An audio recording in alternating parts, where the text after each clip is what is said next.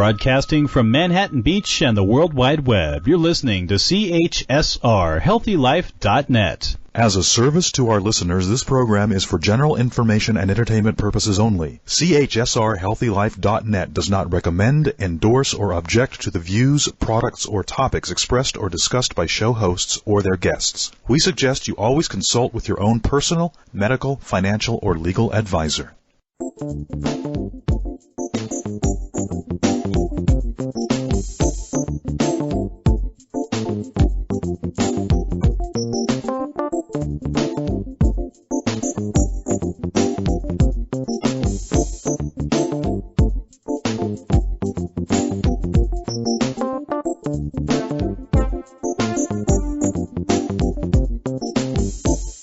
Welcome to Center Point.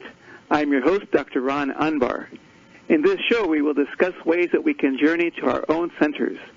This can help us access our inner resources to improve our physical abilities and health, our mental strength, our emotional well-being, and our spirituality.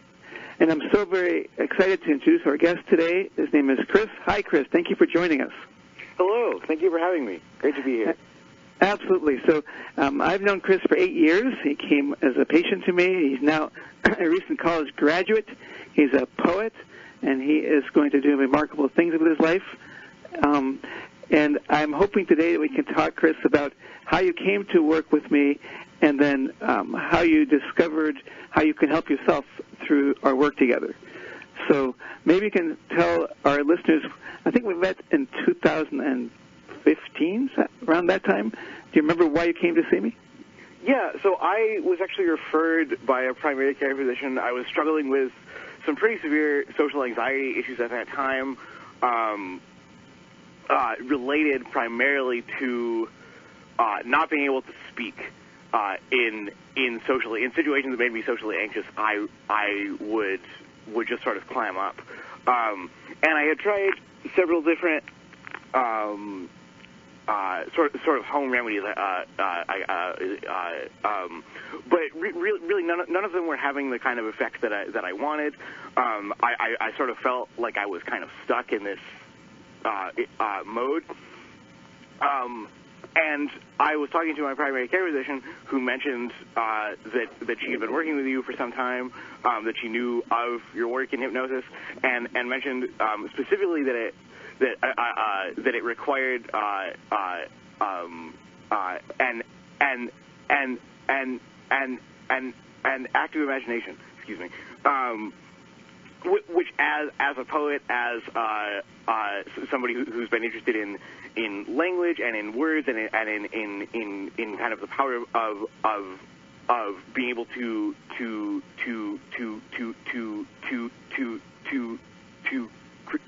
wow, sorry, 1 second. Let me ask a question of you as you compose. So, if you can recall back to when you couldn't speak socially, did you ever learn how the stutter or the difficulty in speaking, how that helped you? It's a kind of a strange question, right? So here it is, you want to speak and you're having difficulty, but I've often found that when we have a symptom, it somehow solves something for us. So how did the speech problem help you in a weird way? Can you? Yeah, so this is actually a really great question and something I've been thinking about a lot lately. And one of the things that I find is true for my own anxiety is that it becomes about speed, right? When I'm in a social anxious situation, my first instinct is to kind of power through and get it over with as quickly as possible, which can often lead to me, sort of not articulating myself in necessarily the way that I would want to. And so one of the benefits of the stutter is that it actually does sort of force me to slow down, to compose my thoughts and myself. Whereas before I sort of started to think about the stutter as something to get over, as like an obstacle to be overcome or done away with. One of the major things that I've learned through our work together is this way that it can actually be beneficial in terms of forcing me to slow down, in terms of giving me time to compose myself, so that the stutter feels in some ways like a symptom of anxiety, and certainly is, but it also contains within itself the kind of remedy for those moments. So that's something I'm really interested in. Yeah, that is so fascinating. I think this applies across the board when patients come to see me for whatever symptom bothers them, that learning to embrace the symptom is part of the healing process. And that's true of embracing your pain, embracing the limitations put on you by an illness, because if you just try to reject it, you oftentimes don't deal with the issues that need to be dealt with in order to heal. So I think you illustrate that really well. And if you remind me of, there's an old joke when a police officer stops a speeding driver, and he says, "Sir, why were you speeding? Do you realize that this was a very dangerous road that you're on?" And he said, "Oh, yeah, I know it's dangerous. That's why I was speeding through it, to get through it as fast as possible." Right. Yeah. That's very much kind of the way that I tended to think about my anxiety and all of these various symptoms as things to be gotten through with, things to kind of leave behind. But through the course of our work together, I really come to reevaluate these things and to think about these things as parts of me that are contributing to my overall growth or my development as a person. That I'm not the same person that I would be if I didn't have these issues. And the things that I've learned by virtue of having to deal with these with them is these kinds of lessons are not things that I would want to forget. Now, interesting. So that brings up a question I often ask patients, and let me ask you this question, see how you respond. So if I had a magic wand, and I could take away your social anxiety and take away the speech issues, but in exchange you'd give up all that you learned as a result of having those conditions, would you make the trade? This is a fascinating question, because I have often thought about similar things, and one of the big questions that I often ask myself still is about the kind of extent to which my anxieties, even though I'm no longer in a situation where I'm socially anxious all the time, and things are going very well for me, I often wonder about how many aspects of our personality or kind of typical behaviors are sort of learned behaviors that help me to cope with this thing that I'm no longer dealing with as directly. But even those behaviors, the kind of greater sort of care that I tend to take with my speech, the kind of penchant for sort of broad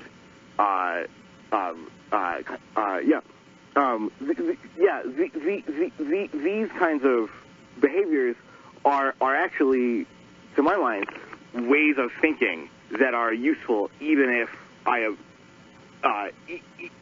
even when they are not sort of directly responsive to my kind of day-to-day situation. I still find these habits and these kind of modes of thought to be really important for how I go about my daily life, and particularly in terms of my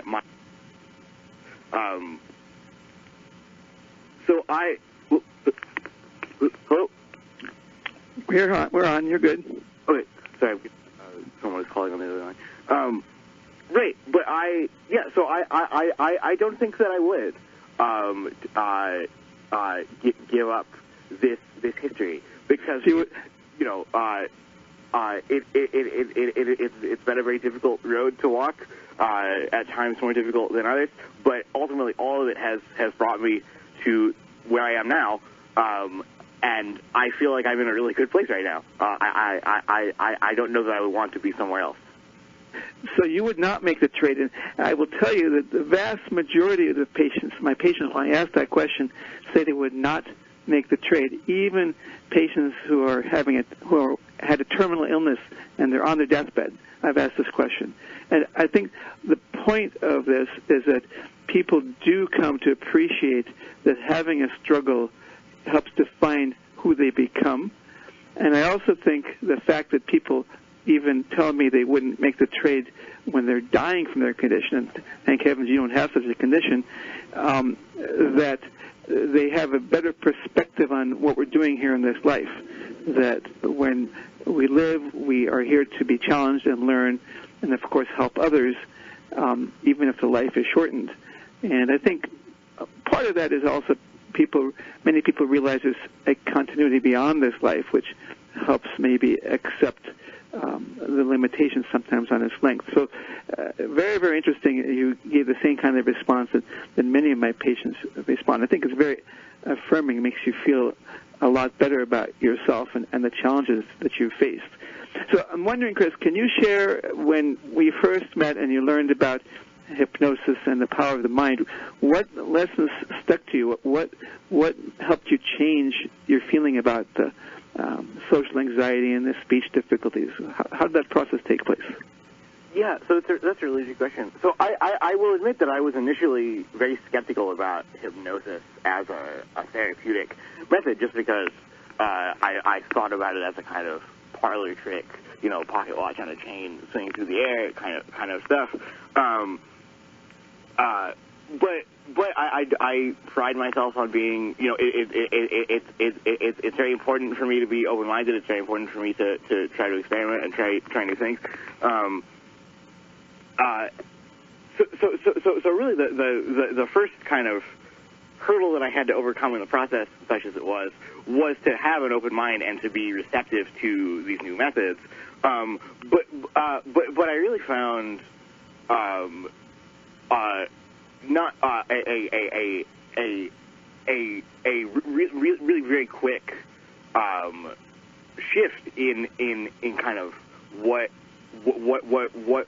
kind of how I thought about this, and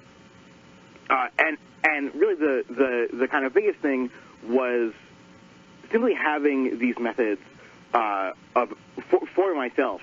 Simply being able to take a step back, take some deep breaths, transport myself to a place where I could be calm mentally, and really being able to do all of that on my own in the midst of a situation that would make me socially anxious,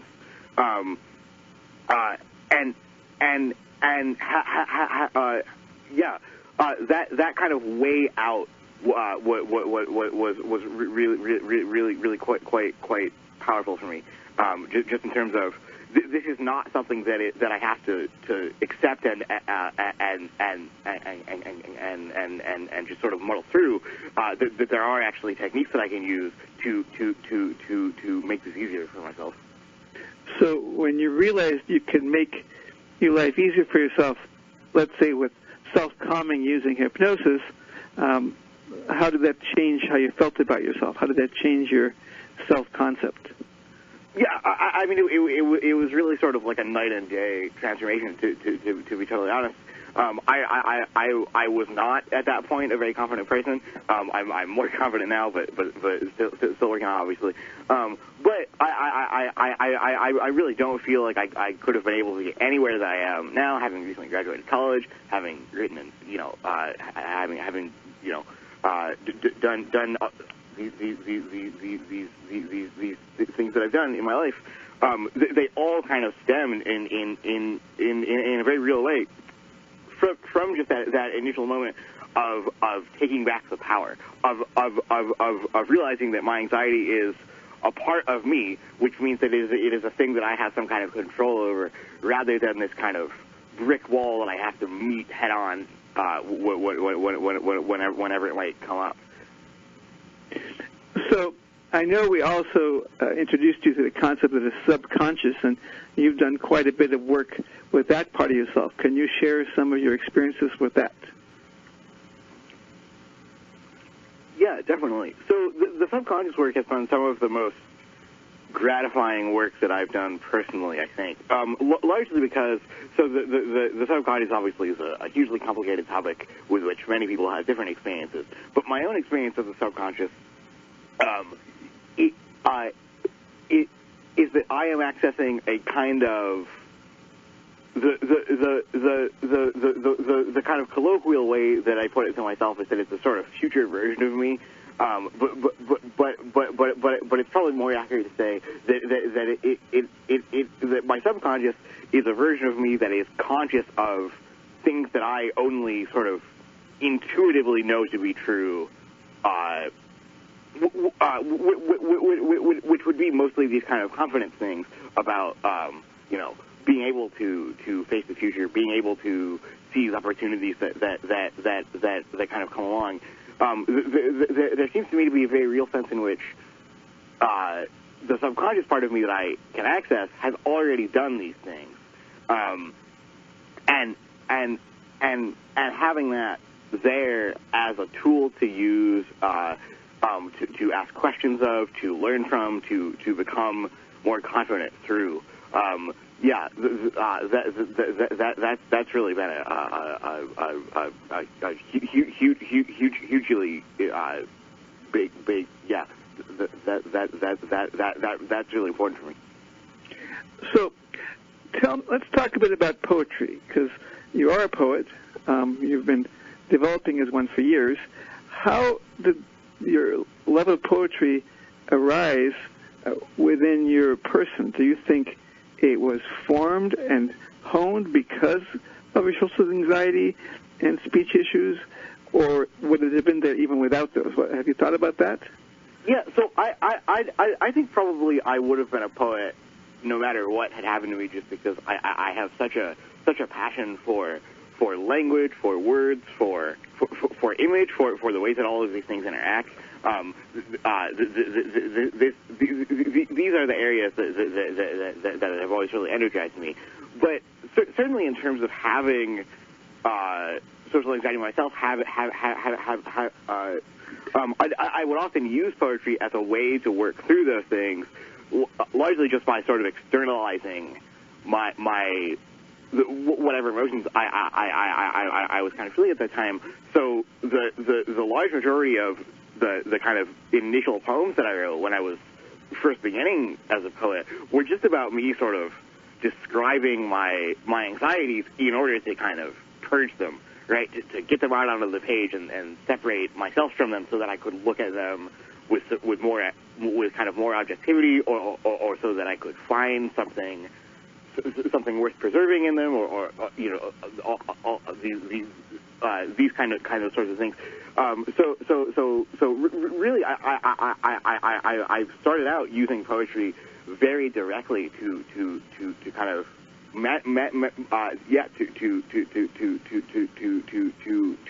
kind of think. Wow, sorry, 1 second.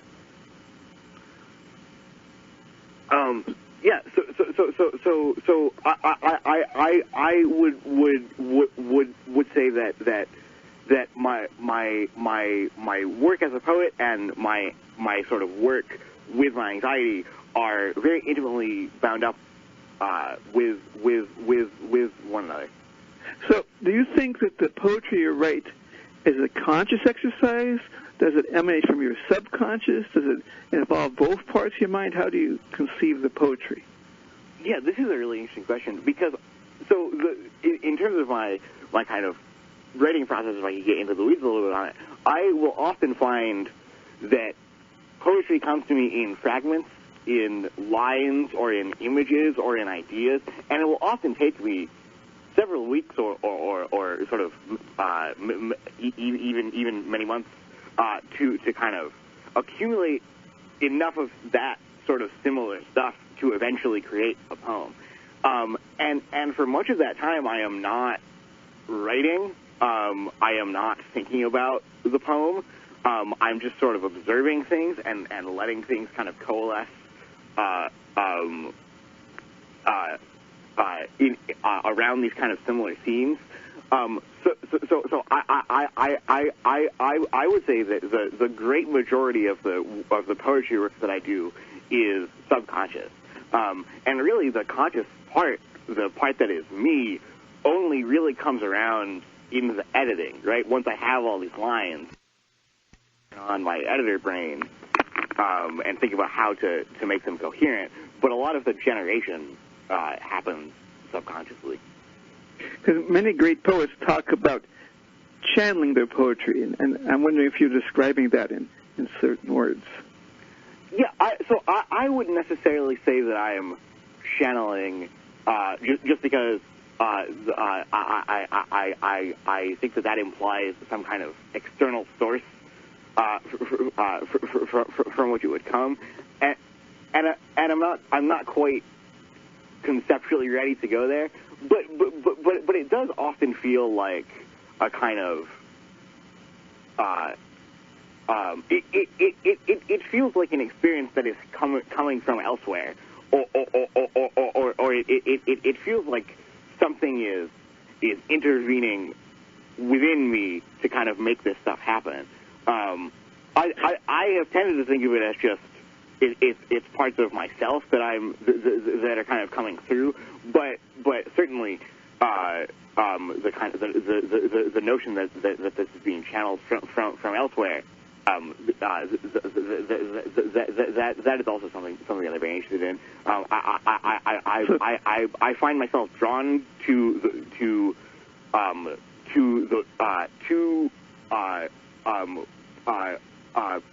people who make those kinds of claims. We have a hard break, but when we return, we'll continue our conversation with Chris. Thank you so much. This is Center Point.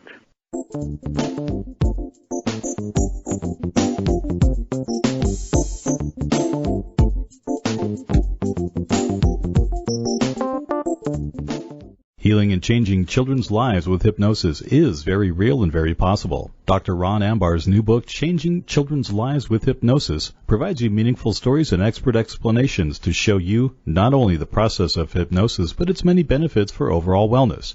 Whether a parent, practitioner, or medical doctor, this book opens the way to complete connection, so necessary for healing. Get your copy of Changing Children's Lives with Hypnosis at Amazon.com or visit dranbar.com.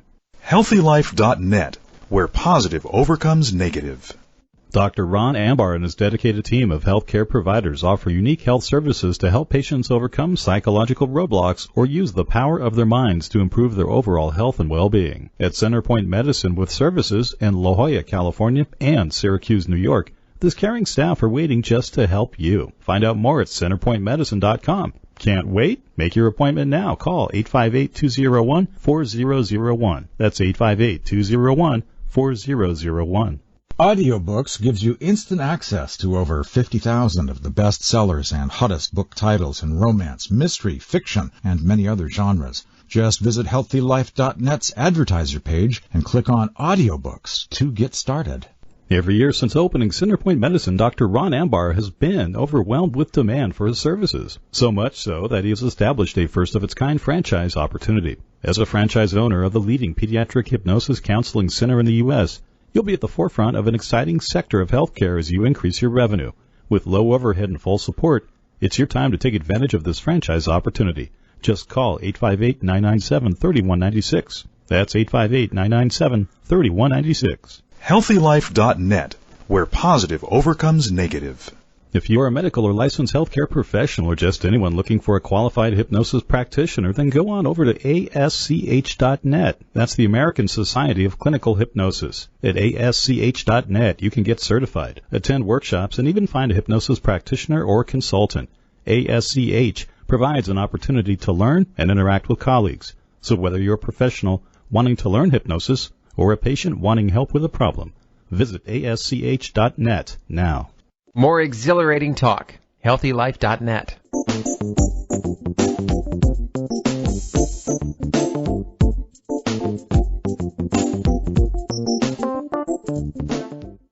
Welcome back to Center Point. I'm your host, Dr. Ron Ambar. We're having a fascinating conversation with Chris, a poet, and we've just been discussing channeling, and some poets say they channel perhaps from sources outside of themselves, although I wondered since we're not aware of our subconscious, it's possible that some of the channelers are bringing their material up from the subconscious, and it seems like it's coming from outside of them.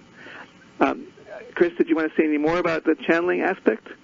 Yeah, that sort of read on it, that really it's kind of all subconscious, and when poets claim that they're kind of channeling, that's really them trying to find a kind of metaphor through which they can make the subconscious stuff work for them. That tends to be my reading of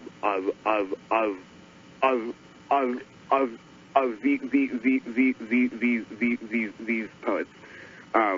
But on one other level, right, we could ask what the usefulness of that distinction even is, right? Maybe there is even something about the subconscious that is external, or something about the external that is always already internal. I'm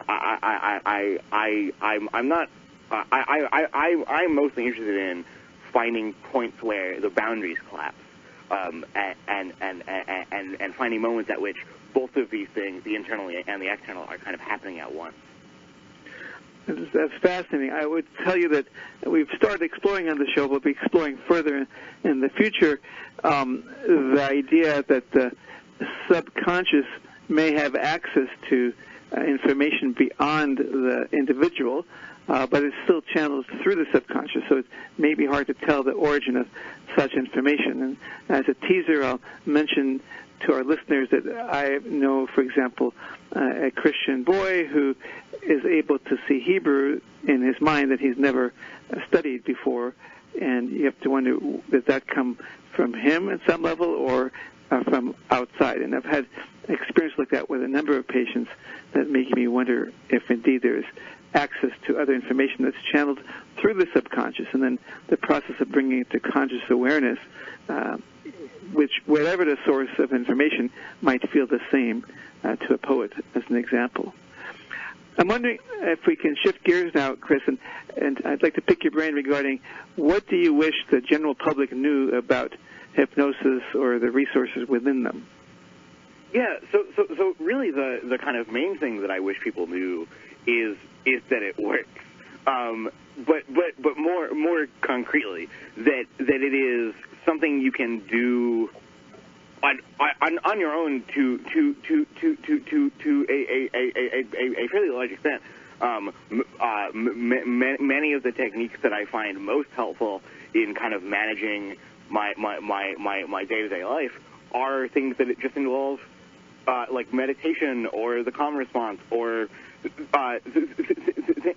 that really are just me centering myself and taking a moment and stepping back and putting myself in a kind of different headspace. And so hypnosis sounds like this really daunting undertaking, this kind of new method, this new way of thinking, and you have to learn all this stuff. And there are those kind of intellectual hurdles, but really the thing that I would stress is how it is the way that this can be self-directed, and the benefits that it can have if you are just someone who is kind of sitting at home wondering, that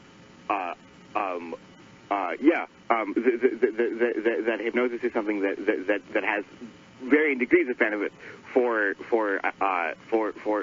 really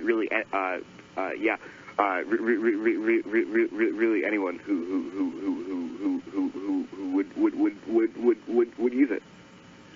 So you talked about centering yourself. You used it. Maybe you could share a little bit about the amazing things you did in college that, despite your social anxiety or following as you resolved it, what activities did you undertake in college that, so were surprising? I really packed my college experience full of activity, which is not something that I really thought that I would do. One major thing is that I was on the debate team, which I as somebody who struggled and still struggles with with speech issues was a huge thing for me to be able to do and to kind of move through. But I've ended up traveling all over the country and sort of into Canada even. And really that huge leap for me was probably 90 to 95% as a result of just the sort of day-to-day things that I've learned in terms of managing my anxiety through hypnosis. It's really not something I would have been able to do at all before we started working together. Right. So that's very impressive, and you did quite well, as I recall, in the debate participation. Illustrating a point, I saw a patient this morning who I've seen for 3 years or so, and he also has a bit of anxiety. Also learned about the subconscious, uses meditation regularly, and he came. I saw him today, and he said, I got really anxious last week in social situations with my family. How strange is that? And we talked about it, and what came to pass is we learned that he started thinking about things that, is he good enough? Is he doing what he should be doing in life? He was concerned about that. And then when he was with his family, he started worrying that they would judge him, that he's not doing well. Now, this is an individual who's doing incredibly well in life by any objective measure, but that's where his thoughts went. And when it was, I point out to him, he forgot who he is. He forgot his center. He forgot that he's very capable and intelligent and successful, which he knows, but he was out of touch with it. And then, as an afterthought, I said, oh, yeah, I haven't been meditating in the last few days. I haven't been centering myself. And so my suggestion was, well, start centering yourself. Every morning, remind yourself you're capable. Remind yourself the resources within that you can tap into. And if you know those things, then you don't become anxious. It sounds like you would resonate with that kind of experience. Yeah, I really would. I do often find that the moments at which I am most anxious now are really the moments at which I have lost sight of myself and of all the progress that I've made. Thank you. Great. So I will say that hypnosis this has not been a kind of straight line. There are moments at which I feel like I've sort of lost touch with myself, or I'm starting to become anxious again. But having the tools that I've learned through hypnosis to bring me back to those points, that's really been a huge game changer. Where even if I am socially anxious, I no longer feel like I'm trapped in that. I no longer feel like I have to wallow in it. Well, Chris, I thank you so very much for openly sharing with us some of your experiences and triumphs. And we know that the last few years was just a foundation for the amazing life you're going to lead. And I can hardly wait to hear of the next mountain you will have climbed successfully. So again, thank you so very much for joining us. This is Center Point with Dr. Ron Unbar. Thank you so much for having me.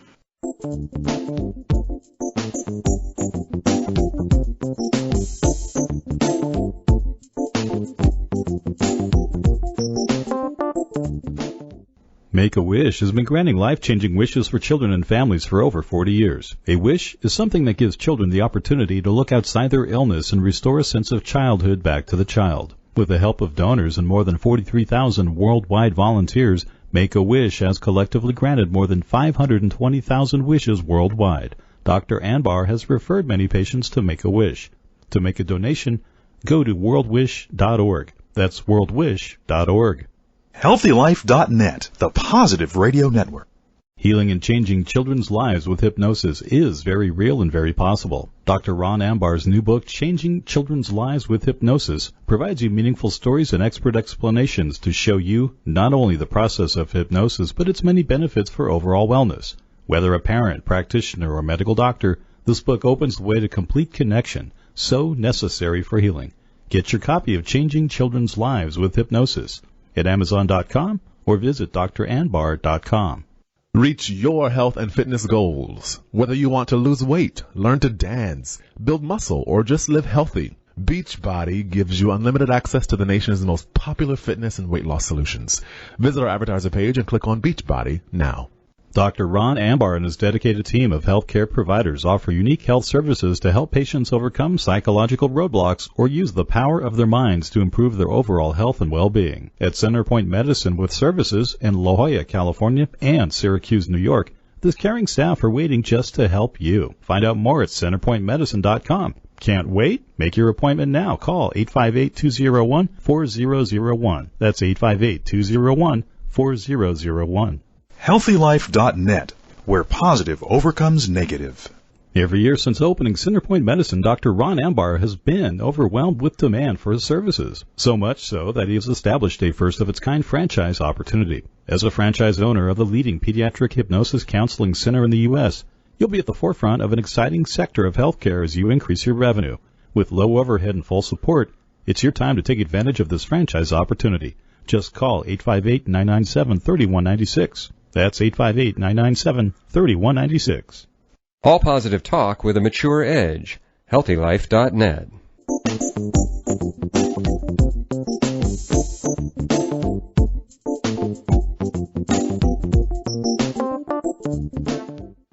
Welcome back to Centerpoint. I'm your host, Dr. Ron Ambar.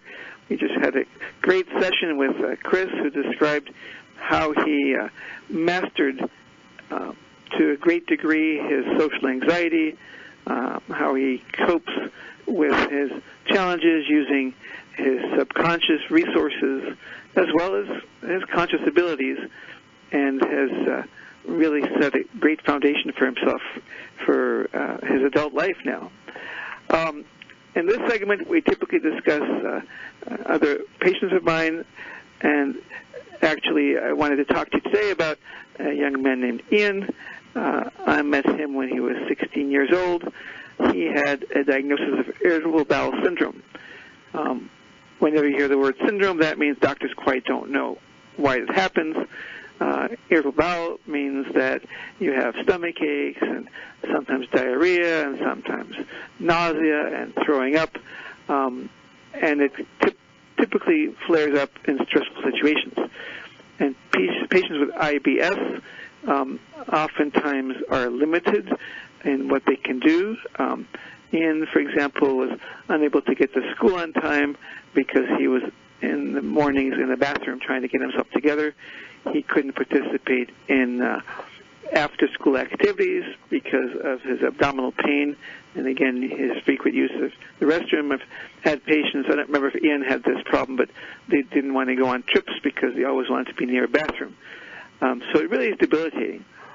And when I met him, he'd been having symptoms, I believe, for close to 13 years, and he's had many doctor visits and many medications and many investigations and x-rays and scopes and the like, and nobody could help him. And I met him because his brother, I was seeing his brother for asthma, and my work as a pulmonologist, his brother told me about him, so he came to see me. Ian came to see me, and I taught him hypnosis, the stuff that Chris was talking about, calming yourself and talking to the subconscious. And within 3 weeks of beginning therapy, his abdomen became 95% better. He really had minimal abdominal discomfort, and thereafter has been doing great. It's been, I think, 20 years since then. I actually reached out to him while I was working on my book, because I tell his story in my book, Changing Children's Lives with Hypnosis, and I wanted to ask his permission to use his real name, which he gave me, and I asked how he was doing, and he's got the IBS under control. Now, it's interesting, we were talking to Chris the poet. Ian also was a poet, at least his subconscious was. So when I asked the subconscious how it felt to have IBS, he responded in the form of a poem, which I will read to you. So this is Ian's subconscious explaining what it's like to have an illness. This feeling I get sometimes, like an internal blast, ready to explode. How long will it last? waiting, feeling, not knowing what to expect. When will the suffering end? No medicine to heal me. How far will I bend? Intense at times, I struggle to see what's always lurking inside of me. So that was a poem. Interestingly, I had only 2 or 3 other patients at the time I met Ian who subconscious had written poetry, but I've seen that a number of times. The subconscious really can be a source of creativity. And what's fascinating is patients will come out of hypnosis and say, I never heard this poem before. I never thought of it before. So after Ian learned hypnosis, I asked him or his subconscious, if he can tell me how it was to do hypnosis, and he wrote a poem again, and this was his poem about hypnosis. All these senses I feel deep inside, deafening silence to my ears, a cold breeze on my skin, give me goosebumps as I stare into space. The feel of the cloud is warm and soft, like a comforter by a fire. All this I feel in a moment's time. Every second may differ in various ways, but I try to remember the good feelings of being safe and calm and relaxed. So amazing that Ian subconscious could describe so eloquently what it's like to do hypnosis. I believe his improvement came from learning calming techniques that calm the mind and the gut. There's a strong nervous connection between the mind and the gut. The gut kind of has its own brain. We talked to Dr. Rebecca Cherry about this a few weeks ago. She's a gastroenterologist, and she explained how that works. And hypnosis likely calms both the mind and the gut, as well as the mind-gut connection. I believe that Ian improved not only because he calmed himself, but also because he learned to express himself. Oftentimes, physical symptoms are a way that we express ourselves. In Chris's case earlier today, he explained how his stutter helped him slow down his speech and think through what he wants to say. Perhaps Ian's gut was expressing how badly he felt about having had really a debilitating disease. So interestingly, having a disease can cause maybe anxiety or depression. It makes the symptoms even worse as the pain describes how terrible the patient feels. And when I help patients express themselves through hypnosis, express their feelings with words, as opposed to physical symptoms, I think that's part of the recovery process. Now, research has not been done on this, and this is my hypothesis, but I can tell you that patient after patient, this process of learning to calm yourself and then learning to express yourself better is a healing process. In the medical literature, there are articles about treatment of IBS that involve calming techniques with hypnosis over 8 to 12 sessions. And it works. In fact, IBS in the medical literature is one of the most researched hypnosis applications.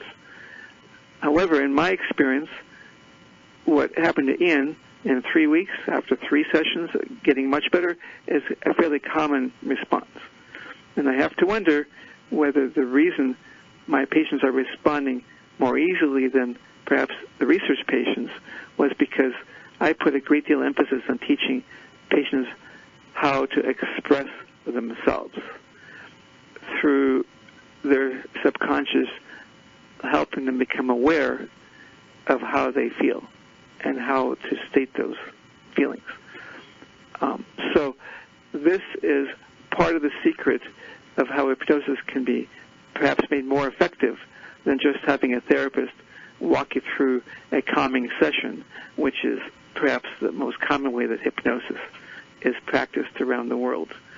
And this is based, of course, in how hypnosis was developed 100 years ago the modern world, if you would, through an authoritative person saying, you will fall asleep, you will do what I say.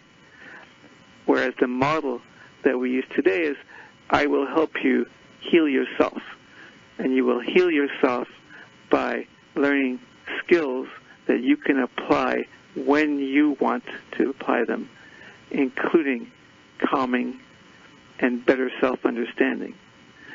And in some cases, the better self-understanding can be used as a way of deciding what the next step is for the patient. So I will often ask the subconscious, is there anything else you would like the patient to do to get better? And when you ask such an open-ended question, sometimes answers pop up that I would never have thought was an issue.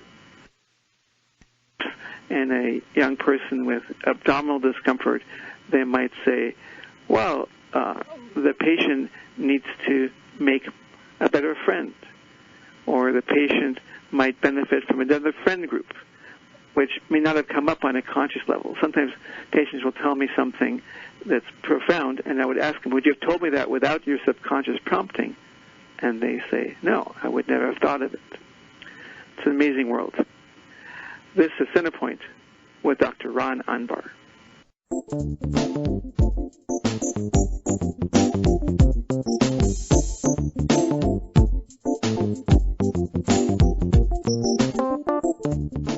More than 30,000 children and adults of every race and ethnic group in the U.S. have cystic fibrosis. Cystic fibrosis is a disease causing long-lasting lung infections, limiting the ability to breathe over time. Dr. Anbar participated in research that helped advance survival of cystic fibrosis patients by more than 20 years.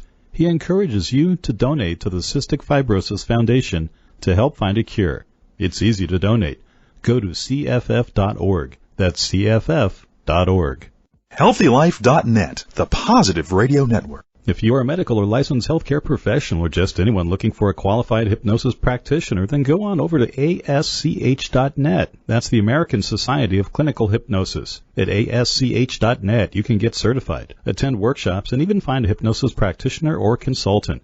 ASCH provides an opportunity to learn and interact with colleagues. So whether you're a professional wanting to learn hypnosis or a patient wanting help with a problem, visit ASCH.net now. Constant Contact and your small business make a perfect fit for marketing.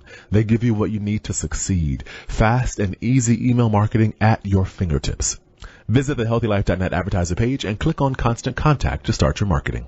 Healing and changing children's lives with hypnosis is very real and very possible. Dr. Ron Ambar's new book, Changing Children's Lives with Hypnosis, provides you meaningful stories and expert explanations to show you not only the process of hypnosis, but its many benefits for overall wellness. Whether a parent, practitioner, or medical doctor, this book opens the way to complete connection, so necessary for healing.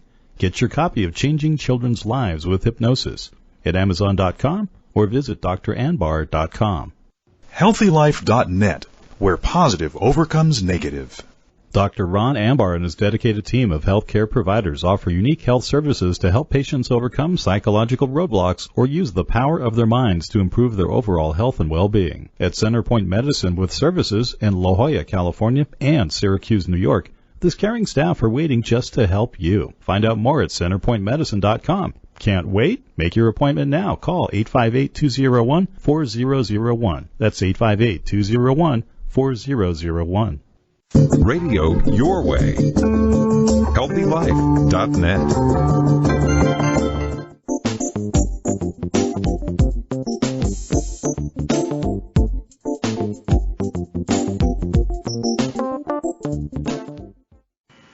Welcome back to Centerpoint with Dr. Ron Anbar. I'm so glad you can join us today. In this segment, we always talk about something that you can do for yourself. So the theme of today's show has been poetry and creativity on the part of the subconscious.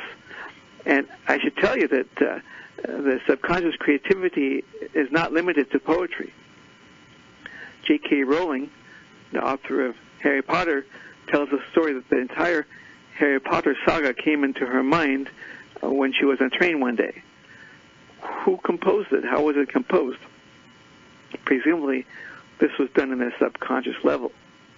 Paul McCartney, the Beatle, ex-Beatle, said that the melody for Yesterday came to his mind while he was sleeping in a dream. The dream is coming from the subconscious.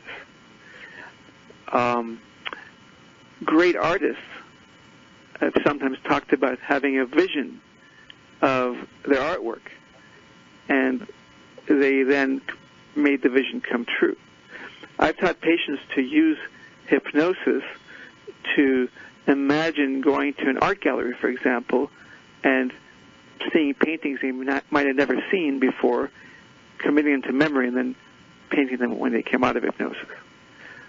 I've had patients hear music in their mind that they had never heard before, and when they come out of hypnosis, or even while they're still in hypnotic states, they write down the musical notations as a way of composing. So there's so many ways of being creative with hypnosis. And even without hypnosis, you can do things to enhance your creativity. So journaling is a good way of doing so. Journal about your feelings. Journal about important things in your life. We know, for example, that people who journal can become healthier. The patients, for example, there's a study published about patients with asthma who wrote about important things in their life every day for a few days, and subsequently their asthma improved.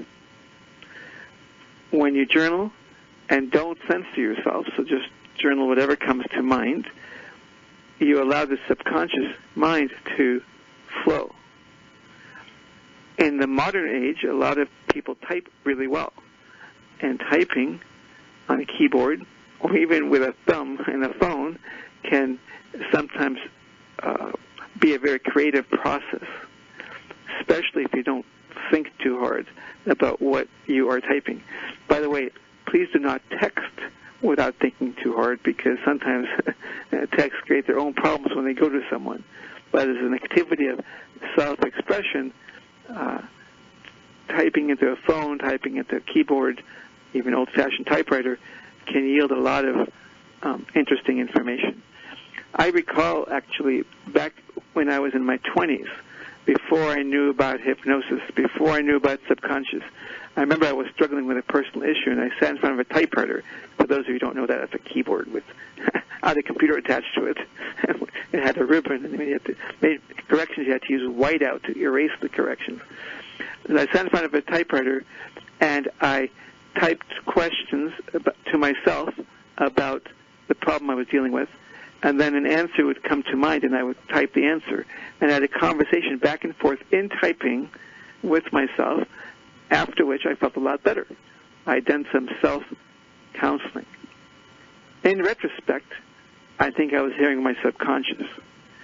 And in fact, 20 years later, I developed automatic word processing, which is while somebody is in hypnosis, have the subconscious type back and forth with me, or I've had patients type back and forth with their conscious selves. I think that originated much before I even knew about the subconscious and hypnosis. So that's, again, another way of expressing yourself without formal hypnosis, and yet can be so effective and have such a profound influence on how you feel and how you conduct your life. I would encourage, if you're a parent, encourage your child to express themselves in writing. That helps them become better writers, helps them communicate better, because when you write down how you feel, you have to use words, and that makes you maybe crystallize better how you feel. Of course, I'm sure some listeners are thinking, well, can't you draw? And the answer is, of course. You can also draw or doodle in a way of expressing your feelings. And if you don't pay too much attention to what you're doing, sometimes you can find subconscious messages in what has been drawn. I've had, I remember one patient, I asked the subconscious to draw a self-portrait, and the subconscious drew the boy I was asking was like 14, and the subconscious drew a portrait of a man who was, according to the patient, 36 years old. And I was asking, this is a self-portrait of the subconscious? He said, yes. And I asked some more questions, and the subconscious said this was actually a self-portrait of a reincarnated soul that was within my patient. I don't usually do past life things. I don't ask those questions about it. I don't lead patients in that direction. But sometimes patients will bring it up spontaneously. Did the subconscious really draw a picture of a past life? I don't know. When poets channel poetry, is it really from their subconscious or from out there somewhere? Not clear. But as I mentioned in an earlier segment of this show, I've had enough patients, enough experiences that patients seem to know and to draw things that I don't think came from them, that I start believing there's something out there that perhaps we're not typically aware of.